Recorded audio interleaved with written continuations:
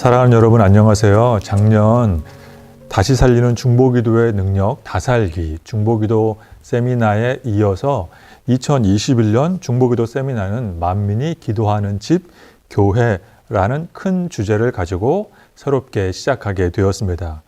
오늘부터 6월 한 달 동안 7월 2일까지 매주 화요일과 금요일 일주일에 2번씩 유튜브에 기도 강의 영상이 올라올 예정입니다. 또 이 모든 기도 강의를 들으시고 또 중보기도 세미나에 신청하신 분들은 5학점의 학점을 이수받게 될 것입니다. 그리고 우리 귀하고 귀한 중보기도 사역에 동참할 수 있는 권한을 부여받게 됩니다. 많은 분들이 아무쪼록 이 만민이 기도하는 집 중보기도 세미나에 참여하여서 큰 은혜 받으시고 기도 사역에 동참하실 수 있기를 간절히 소망합니다. 기도 사명에 큰 도전 받으실 수 있기를 간절히 축원합니다. 우리의 기도가 넓어지고 또 기도가 깊어지고 응답받을 수 있는 귀한 시간 될 수 있기를 간절히 원합니다. 이제 만민이 기도하는 집 교회, 오늘 첫 번째 강의의 제목도 역시 만민이 기도하는 집 교회라고 정해 보았습니다. 만민이 기도하는 집 교회. 우리 돌아가신 신영복 교수님은 성공의 신학대학에서 신학생들을 가르치시는 선생님이셨습니다. 우리 신영복 선생님은 공부에 대해서 이런 말씀을 남겨주셨습니다. 제가 읽어드리겠습니다. 공부는 한자로 공부라고 씁니다. 이 장인공자 공은 하늘천과 땅지를 연결하는 한자라고 하고, 그리고 아비부자, 공부의 부, 아비부자는 하늘과 땅을 연결하는 그 주체가 사람이라는 뜻입니다.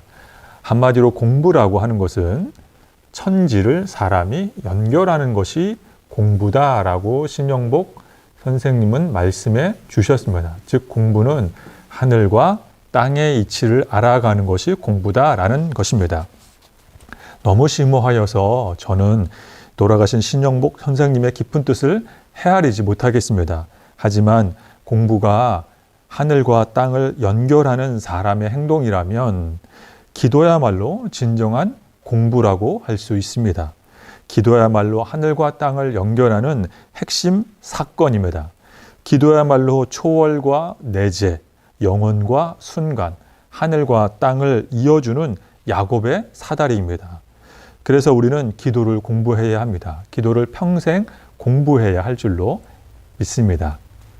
그래서 당대의 최고의 영민한 신학자들은 사실은 어려운 신학 이론만 만든 것뿐만 아니라 그들은 최고의 기도의 대가였습니다. 우리가 잘 아시는 우리 어거스틴, 기도의 대가였습니다. 종교개혁을 이끌었던 존 칼빈, 마틴 루터 모두 기도의 고수였습니다. 칼바르트 목사님 모두 기도하시는 귀한 영성가들이었습니다. 그들은 기도하였기 때문에 큰 일을 감당할 수 있었고 하나님이 주시는 사명을 감당할 수 있었습니다.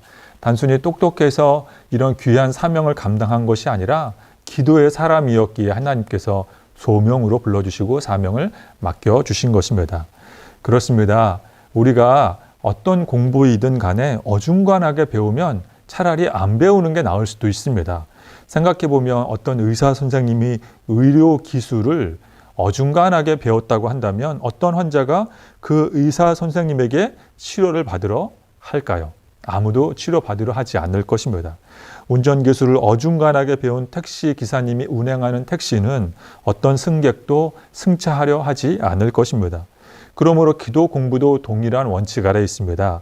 우리는 코로나 시대에 기도에 더욱 힘쓰고 또 기도에 대해 공부하고 알아가야 할 줄로 믿습니다. 그렇게 되면 우리의 기도가 깊어지고 또 넓어지게 될수록 이 팬데믹 고난의 시대 가운데 우리를 사랑하시고 구원해 주시고 은혜 베풀어 주시는 하나님의 신비하고 오묘한 섭리를 깨닫게 될 것입니다. 오늘 만민이 기도하는 집 교회를 통해 드릴 수 있는 첫 번째 깨달음, 그러므로 우리는 평생 기도를 공부해야 합니다. 기도를 공부할 수 있는 최고의 장소는 바로 교회입니다. 기도를 공부할 수 있는 최고의 장소, 거룩한 곳은 바로 교회입니다. 세상 그 어떤 곳도 교회만큼 기도가 잘 되는 곳은 없습니다. 우리가 기도 공부를 할 수 있는 우선순위의 장소는 교회로 삼아야 합니다. 그래서 만민이 기도할 수 있는 곳 교회입니다. 예수님도 이사야 선지자도 교회가 기도할 수 있는 최고의 최적의 장소라고 인정해 준 것입니다. 말씀을 보겠습니다. 이사야 56장 7절 말씀입니다. 내가 곧 그들을 나의 성산으로 인도하여 기도하는 내 집에서 그들을 기쁘게 할 것이며 그들의 번제와 희생을 나의 제단에서 기꺼이 받게 되리니 이는 내 집은 만민이 기도하는 집이라 일컬음이 될 것임이라. 하나님은 이사야를 통해서 하나님의 성전은 기도하는 집, 만민이 기도하는 집이라고 이미 말씀해 주셨습니다. 즉 기도하는 이 교회에서는 인종과 학벌과 성공과 건강의 유무에 상관없이 모든 온 세상 만민이 기도할 수 있는 유일한 하나님이 허락해 주신 곳은 교회밖에 없습니다. 예수님도 이 이사야 선지자 하나님의 말씀에 전적으로 동의해 주셨습니다. 물론 우리는 가정에서도 기도할 수 있습니다. 직장에서도 가능합니다. 대중교통 이동 중에 또 자택에서 설거지하거나 청소할 때 기도할 수 있습니다. 학생들 같은 경우에는 학교 도서실에서 공부하면서 기도할 수 있습니다. 하지만 일반적인 장소와 순간에서 기도에 몰입하여 집중적으로 기도할 수 있다는 것 자체가 그 사람은 이미 기도의 전문가가 됐다는 것입니다. 어느 정도 기도의 훈련을 충분히 받았다라는 것입니다. 일정 수준 올라온 기도의 용사가 된 것입니다. 그러나 대부분은 연약하여서 직장에서 많은 업무 때문에 기도하기 어렵습니다. 가정에서 살림살이 역시 만만치 않습니다. 자택에서 할 일이 많고 시간을 내어 기도하기가 여간 어렵지 않습니다. 버스를 타고 이동할 때, 친구를 만날 때, 학교에서 만날 때 동일합니다. 기도하기 쉽지 않습니다. 기도의 방해를 받습니다. 우리는 연약하여서 보통 삶의 순간순간마다 기도로 나아가기가 어렵습니다. 그러므로 시간을 떼어내고 장소를 구별하여 기도할 수 있는 현장에 나와, 특별히 교회에 나와 기도하는 것은 우리의 기도의 지경이 넓어지고 깊어지고 응답받는 최고의 방법입니다. 큰 도움을 받습니다. 저는 개인적으로 기도의 은사가 있는 몇몇 분들을 알고 교제를 하고 있습니다. 기도를 통해 예언의 은사를 받은 분들을 개인적으로 알고 있는 분들이 있습니다. 그분들의 의견의 공통점은 식당이나 또는 가정이나 어떤 일반의 평범한 장소에서 기도하는 것보다 교회에서 기도할 때 가장 영적이다라고 이야기를 이구동성으로 말합니다. 그렇습니다. 교회는 하나님이 인정한, 예수님이 인정한 우리가 기도할 수 있는 선물과도 같은 장소가 교회입니다. 그래서 루돌프 오토라고 하는 독일의 20세기 초반의 신학자가 있습니다. 이 루돌프 오토는 성스러움의 의미라는 책을 1917년에 썼습니다. 굉장히 오래된 고전 중에 하나입니다. 이 루돌프 오토는 굉장히 영적인 사람이었습니다. 목사님이었지만 그는 동양, 서양의 종교들을 비교 분석하여서 그 중에서 가장 탁월한 종교는 기독교다라는 말을 했습니다. 왜 기독교가 탁월하냐면 하나님의 인간이 되어 성육신하신 종교, 또 가장 성스럽고 거룩한 종교가 기독교이기 때문이다라고 말합니다. 그러면서 루돌프 오토 목사님은 종교적인 장소와 세속적인 장소는 다르며 종교적인 장소에는 거룩함이 있고 이 종교적인 장소에는 두렵고 떨리고 신비한 감정이 생긴다라고 했습니다. 그 대표적인 장소가 교회라고 말씀해 주셨습니다. 이사야 선지자는 루돌프 오토보다 훨씬 더 이전에 성전의 핵심 기능이 바로 거룩한 기도이다라고 말해 주었습니다. 예수님도 이사야 선지자의 개념을 그대로 수용하여 재인용하여 말씀해 주십니다. 마태복음 21장에 보면 성전에서 장사하는 사람들을 모두 다 쫓아내신 예수님은 13절에서 곧바로 이렇게 말씀하십니다. 그들에게 이르시되 기록된 바 내 집은 만민이 기도하는 집이라 일컬음을 받으리라 하였느니라. 즉 예수님께서도 교회는 성전은 기도하는 곳이다라는 것을 100% 동의하셨습니다. 그렇습니다. 우리는 할 수만 있는 대로 예수님을 주인 삼은, 예수님을 머리로 삼은 교회로 나와 기도해야 합니다. 어떤 곳보다도 가장 응답이 잘 되는 곳, 어떤 곳보다도 하나님의 마음을 가장 잘 이해할 수 있는 곳, 가장 영적인 곳, 거룩한 곳, 바로 교회입니다. 응답을 받을 수 있습니다. 기도 공부는 교회에서 해야 합니다. 교회는 만민의 경계가, 구별과 차별이 사라지는 이 지상의 유일한 곳입니다. 하나님이 허락하신 곳입니다. 그러나 문제는, 우리의 현실은 기도하러 교회 현장에 나올 수 없다는 점입니다. 코로나 사태 때문에 너무나도 안타까운 실정입니다. 그러므로 2021년 중보기도 세미나를 통해 들을 수 있는 두 번째 깨달음, 우리는 성령을 의지하여 각자의 처소에서 기도할 수 있습니다. 중요한 것은 우리가 성령을 의지해야 한다라는 것입니다. 성령 하나님을 의지하여 기도할 수 있습니다. 우리는 코로나 시대에 교회에 나오고 싶어도 나올 수 없는 시대, 크리스천의 자존감이 바닥으로 내려온 시대, 한 번도 경험해 보지 못한 시대. 그러나 이 가장 중요한 핵심은 그럼에도 불구하고 성령님을 의지하여 기도할 수 있는 시대를 살아가고 있다는 것입니다.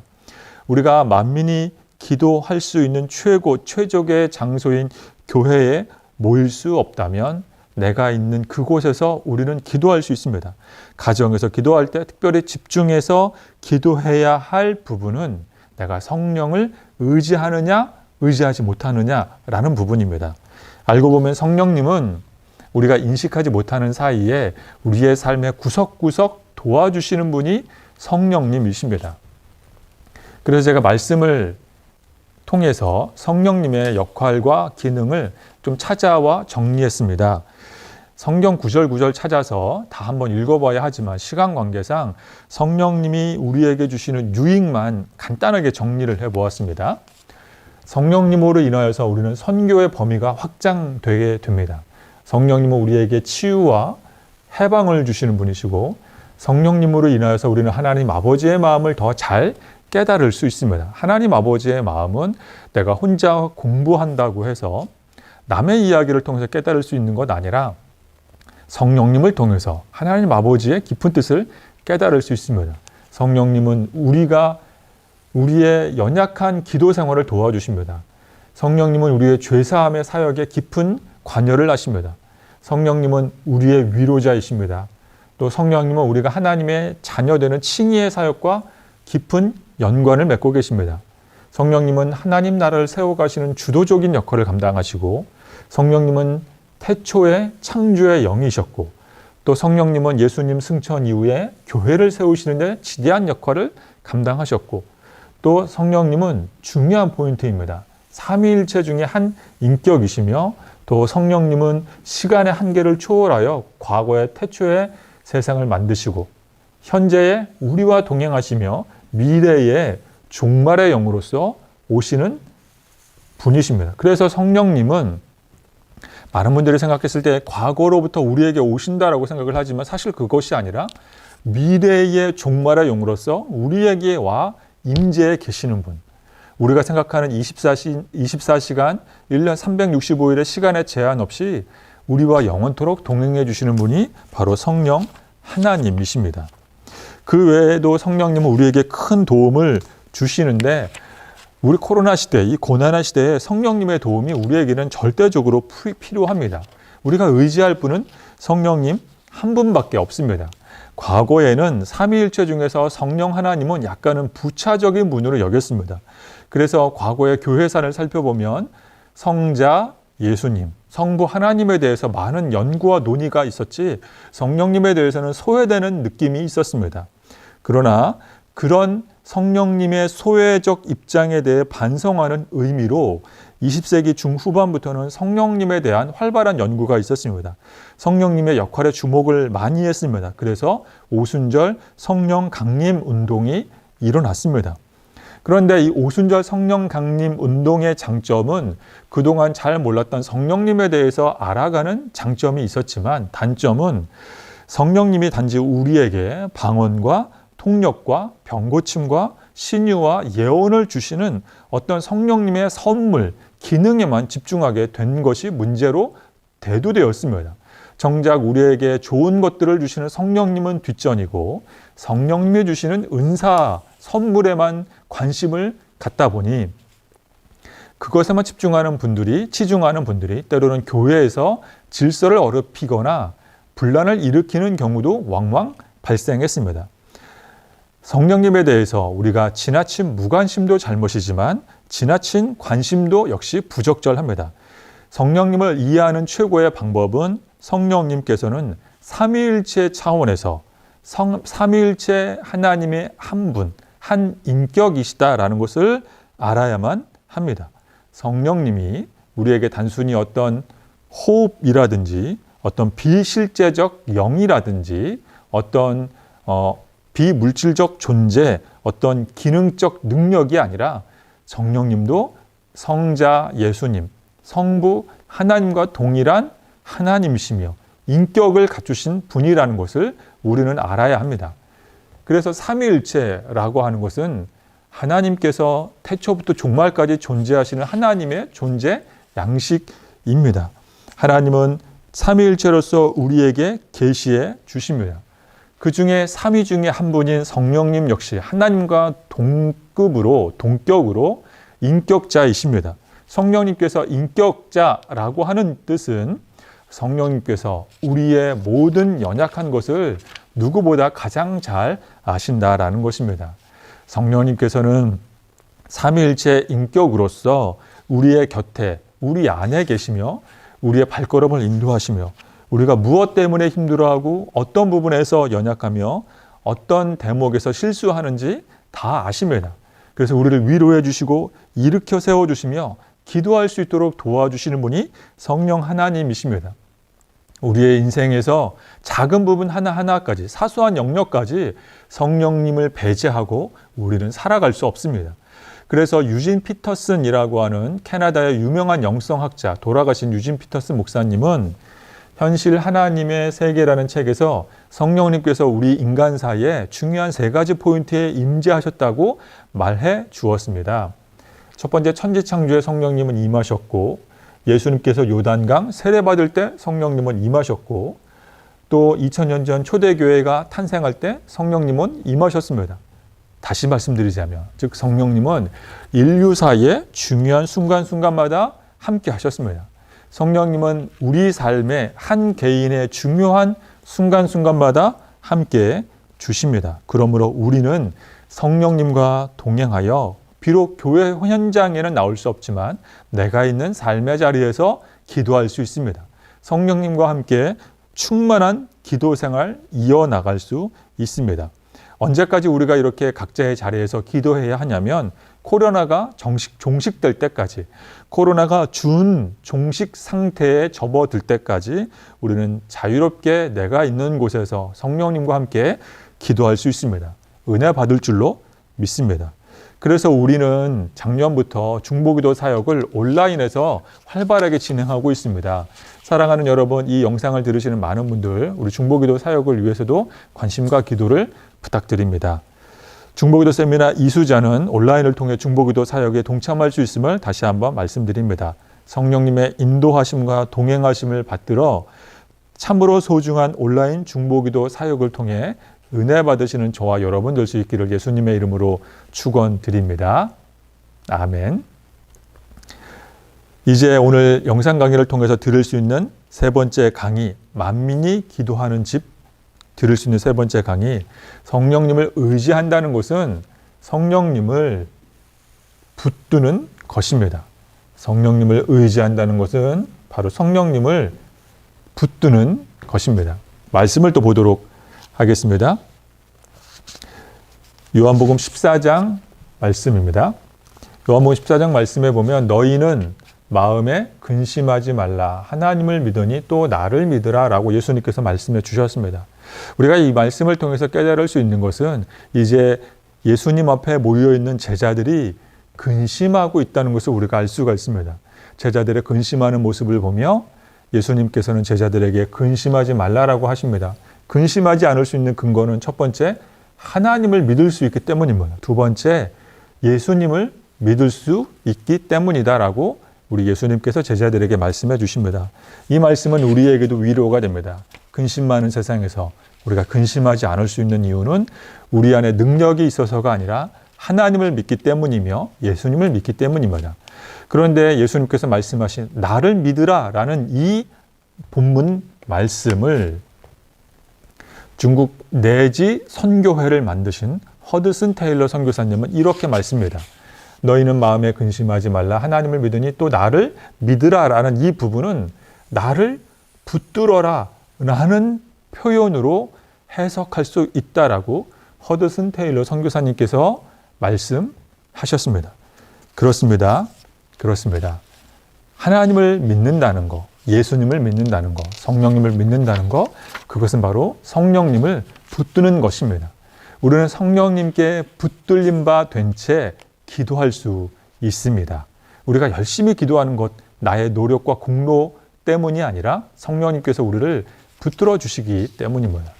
제가 한 1, 2주 전쯤에 우리 교회 온라인 예배를 화면을 보다가 깨달음을 얻은 적이 있습니다. 담임 목사님께서 설교를 하시는 중에 화면 하단 작은 원 안에서 이제 수어로 통역을 하고 있는데 이렇게 말씀을 하시는 것입니다. 담임 목사님께서 하나님을 믿어야 합니다. 의지해야 합니다. 라고 했을 때 의지해야 한다는 우리 한글 말을 수어로 어떻게 표현하냐면 붙드는 것이다 라고 표현하는 것이었습니다. 하나님을 의지해야 합니다. 이 의지한다는 이 표현이 수어로 붙드는 것이라고 통역해 주었습니다. 저는 큰 깨달음을 얻었습니다. 아, 그렇구나. 허드슨 테일러 선교사님의 말씀처럼 하나님, 성령님, 예수님을 의지한다는 것, 그것은 바로 붙드는 것이구나 라는 것을 다시 한번 깨닫게 되었습니다. 근심과 염려와 걱정 많은 이 세상에서 우리는 성령님을 붙들어야 합니다. 성령님께 붙들려야만 합니다. 충만한 기도의 시간을 이어갈 수 있습니다. 이제 강의를 정리하면서 이 강의에 대한 몇 가지, 세 가지 말씀을 정리해 드리도록 하겠습니다. 첫 번째, 기도를 공부할 수 있는 거룩한 곳은 교회입니다. 그러나 우리는 교회를 나오고 싶지만 나올 수 없습니다. 각자의 처소에서 이제 성령님을 의지하여 기도할 수 있으면, 성령님을 의지한다는 것은 다른 말로 하면 성령님을 붙드는 것입니다. 성령님께 붙잡힌 바 되는 것입니다. 우리는 부족하여 각자의 자리에서 기도한다는 것이 참으로 어려울 때가 많이 있지만 그럴 때일수록 성령님을 의지하여 응답받으시는 저와 여러분 될 수 있기를 간절히 소망합니다. 이제 한 가지 기도와 관련된 저의 체험 하나를 소개해 드리며 이제 강의를 마무리하도록 하겠습니다.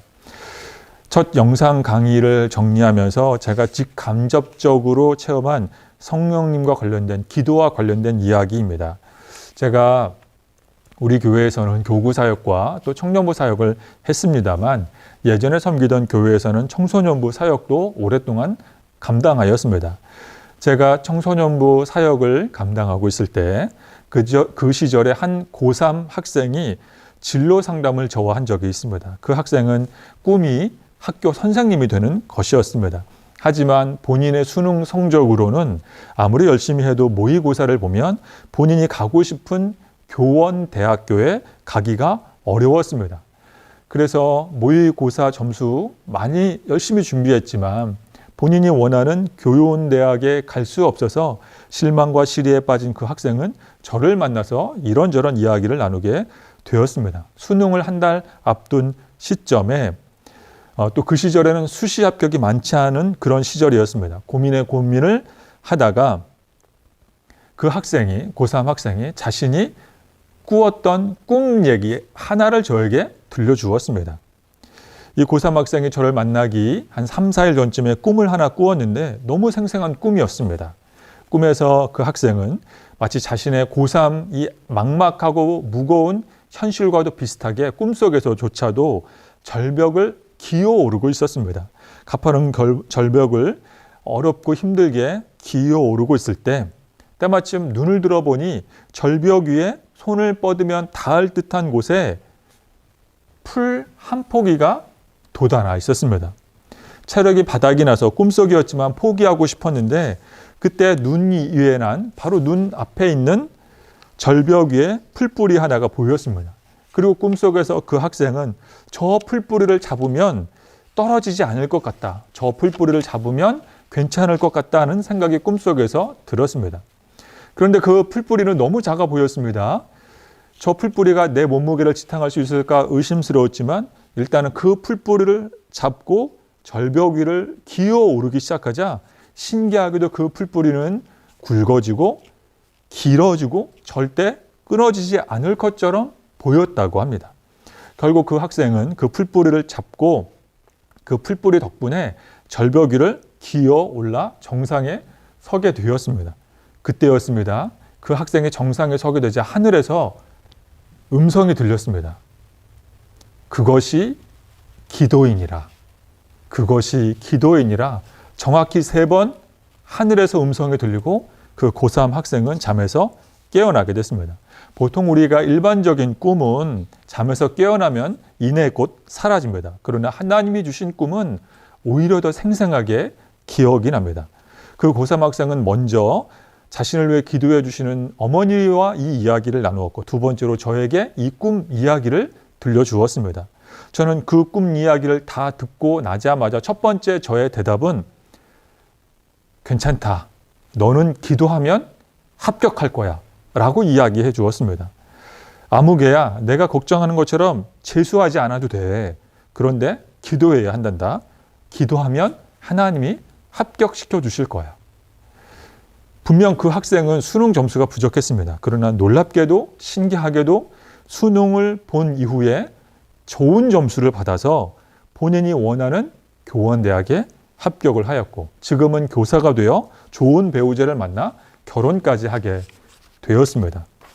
그렇습니다. 사랑하는 여러분, 우리가 제가 방금 소개한 그 꿈의 내용처럼 우리의 현실이 절벽을 올라가는 것처럼 어렵고 힘들 수 있습니다.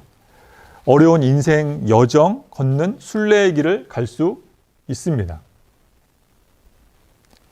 그런데 눈에 보이는 풀뿌리는 너무나도 작고 약해서 그 풀뿌리와도 같은 우리의 기도 생활은 연약해 보일 수도 있습니다. 작고 볼품없어 보일 수도 있습니다. 하지만 풀뿌리 같은 그 기도를 통해 우리가 성령님을 의지하고 예수님께 붙잡힌 바 되면 인격이신 성령님께서 우리의 기도 생활을 도와주시며 응답받는 길로 인도해 주십니다. 이제 앞으로 9번의 기도 강의가 남았습니다. 이 모든 중보 기도 강의를 통하여서 위로받으시고 또 가정과 교회와 헌호와 나라와 민족을 위해 기도하면 할수록 하나님께 칭찬받으시는 저와 여러분 될 수 있기를 간절히 소망합니다. 기도하겠습니다.